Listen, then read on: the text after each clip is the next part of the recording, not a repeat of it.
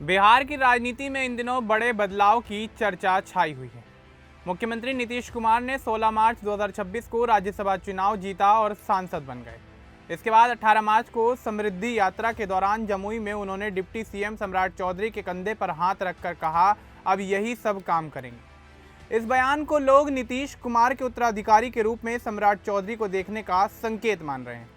समृद्धि यात्रा में नीतीश विकास दिखा रहे हैं और सम्राट को बार बार आगे कर रहे हैं। इससे बिहार में नए मुख्यमंत्री की अटकलें अब तेज हो गई हैं और लोग सोच रहे हैं कि क्या सम्राट चौधरी बिहार के अगले सीएम बनेंगे। नीतीश कुमार बिहार के मुख्यमंत्री हैं और कई सालों से राज्य की कमान संभाले हुए हैं। उन्होंने बिहार में बहुत सारे विकास के काम किए हैं, जैसे सड़कें, पुल, शिक्षा और स्वास्थ्य में सुधार। उनकी उम्र अब करीब 74 साल है और उनकी सेहत को लेकर कभी कभी बातें होती रहती हैं। इसलिए कुछ समय से यह चर्चा चल रही है कि वे अब मुख्यमंत्री पद छोड़कर राज्यसभा जाना चाहते हैं। राज्यसभा में जाकर वे केंद्र में बिहार का प्रतिनिधित्व कर सकते हैं और पीछे से मार्गदर्शन देते रहेंगे। इस साल जनवरी 2026 में नीतीश कुमार ने समृद्धि यात्रा की शुरुआत की। इस यात्रा का मकसद पूरे बिहार में घूमकर विकास के काम को दिखाना, नई योजनाओं का उद्घाटन करना और लोगों से सीधे मिलना था। यात्रा कई चरणों में चल रही है। पहले चरण में कई जिले कवर हुए, फिर दूसरा चरण और तीसरा चरण और अब चौथा चरण चल रहा है। इस यात्रा में नीतीश कुमार हमेशा डिप्टी सीएम सम्राट चौधरी के साथ नजर आते हैं। सम्राट चौधरी बीजेपी के नेता हैं और बिहार में मौजूदा समय में डिप्टी सीएम हैं। वे कोयरी या कुशवाहा समाज से आते हैं, जो बिहार में एक बड़ा वोट बैंक है। 5 मार्च 2026 को नीतीश कुमार ने राज्यसभा चुनाव के लिए अपना नामांकन भरा। उन्होंने कहा कि वे राज्यसभा जाना चाहते हैं। 16 मार्च 2026 को बिहार की 5 राज्यसभा सीटों पर चुनाव हुए। एनडीए गठबंधन ने सभी 5 सीटों पर जीत का परचम लहराया। नीतीश कुमार को 44 वोट मिले। उनके साथ नितिन नवीन, रामनाथ ठाकुर, उपेंद्र कुशवाहा और शिवेश कुमार को भी जीत हासिल हुई। विपक्ष यानी महागठबंधन के कुछ विधायक वोटिंग में शामिल नहीं हुए, जिससे एनडीए को आसानी हुई। इस जीत के बाद नीतीश कुमार राज्यसभा सांसद बन गए। राज्यसभा चुनाव जीतने के बाद लोग कहने लगे कि अब नीतीश कुमार जल्द मुख्यमंत्री पद से इस्तीफा दे सकते हैं।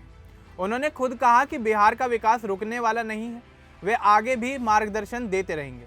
उनका प्लान है कि युवाओं को 1 करोड़ नौकरियां मिलें, शिक्षा और स्वास्थ्य बेहतर हो। लेकिन सबसे बड़ा सवाल था कि मुख्यमंत्री पद आखिर किसे मिलेगा। समृद्धि यात्रा अभी भी जारी है। तीसरा चरण 14 मार्च को शेखपुरा में खत्म हुआ और चौथा चरण 17 मार्च से शुरू हुआ, जिसमें भागलपुर, बांका जैसे जिले शामिल हैं। 18 मार्च 2026 को यात्रा जमुई पहुंची। यहां एक बड़े कार्यक्रम में नीतीश कुमार और सम्राट चौधरी मंच पर एक साथ थे। कार्यक्रम के दौरान नीतीश कुमार ने बात करते हुए सम्राट चौधरी के कंधे पर हाथ रखा और कहा कि अब यही सब काम करेंगे। उन्होंने लोगों को सम्राट के लिए हाथ उठाने को भी कहा। यह बयान बहुत सरल था, लेकिन लोगों ने इसे एक बड़ा संकेत मान लिया। इससे पहले भी यात्रा में ऐसा हुआ था। जैसे 13 मार्च को सहरसा में नीतीश ने कहा था कि अब इन लोगों को सब देखना है और सम्राट के कंधों पर हाथ रखा था। जमुई में यह तीसरी बार जैसा लग रहा था कि नीतीश सम्राट को आगे बढ़ा रहे हैं। उन्होंने लोगों से कहा कि अब विकास के कामों के बारे में सम्राट से बात करें। राजनीतिक जानकार कहते हैं कि नीतीश कुमार कोई भी बात बिना सोचे समझे नहीं कहते। यह संकेत है कि वे सम्राट चौधरी को अगला मुख्यमंत्री देखना चाहते हैं। सम्राट चौधरी और नीतीश के रिश्ते काफी करीबी हैं। दोनों ने साथ मिलकर कई काम किए हैं। सम्राट बीजेपी से हैं और नीतीश जेडीयू से, लेकिन एनडीए में दोनों पार्टियां एक साथ गठबंधन में हैं। सम्राट को ओबीसी चेहरा माना जाता है, जो एनडीए के लिए काफी ज्यादा फायदेमंद है। सम्राट चौधरी खुद कहते हैं कि सरकार नीतीश कुमार के मार्गदर्शन में चलेगी। नीतीश कहीं नहीं जा रहे, वे सलाह देते रहेंगे। उन्होंने कहा कि पहले बिहार का बजट बहुत कम हुआ करता था, लेकिन नीतीश के आने से विकास हुआ और बजट भी बढ़ गया। लेकिन अफवाहें और चर्चाएं तेज हैं कि नीतीश इस्तीफा देंगे और सम्राट सीएम बन सकते हैं। कुछ अन्य नाम भी इस दौरान चर्चा में हैं, जैसे नित्यानंद राय या दिलीप जायसवाल। नीतीश के बेटे निशांत कुमार का नाम भी कभी कभी लिया जाता है, लेकिन वे ज़्यादा सक्रिय नहीं हैं। अभी सम्राट चौधरी सबसे आगे दिखाई दे रहे हैं। यात्रा में नीतीश बार बार सम्राट को लोगों के सामने ला रहे हैं। 18 मार्च के बयान के बाद सोशल मीडिया और न्यूज़ चैनलों पर बहुत चर्चाएं हुई। वीडियो वायरल हो गया। लोग कह रहे हैं कि यह नेतृत्व बदलने का साफ संकेत। नीतीश अपनी विरासत बचाना चाहते हैं ताकि सत्ता विपक्ष के पास ना जाए। वे एनडीए को मजबूत रखना चाहते हैं। अभी तक कोई आधिकारिक ऐलान नहीं हुआ है। नीतीश कुमार ने इस्तीफा नहीं दिया है। समृद्धि यात्रा जारी है। वे आगे जिलों में भी जाएंगे। राज्यसभा में शपथ की तारीख का ऐलान जल्द हो सकता है। शायद नीतीश तब इस्तीफा दे दें।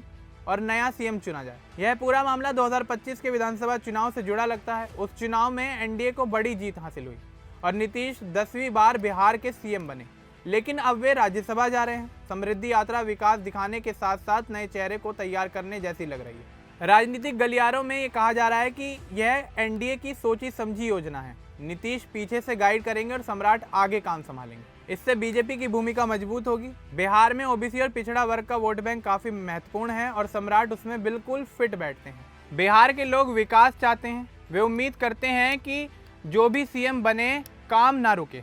नीतीश ने कहा कि सब ठीक चलेगा। उन्होंने 5 साल का प्लान बताया है जिसमें रोजगार, मेडिकल कॉलेज और स्वास्थ्य शामिल है। माना जा रहा है कि ये काम सम्राट के नेतृत्व में पूरे हो सकते हैं। कुल मिलाकर 18 मार्च 2026 का बयान छोटा था, लेकिन इसका मतलब काफी बड़ा है।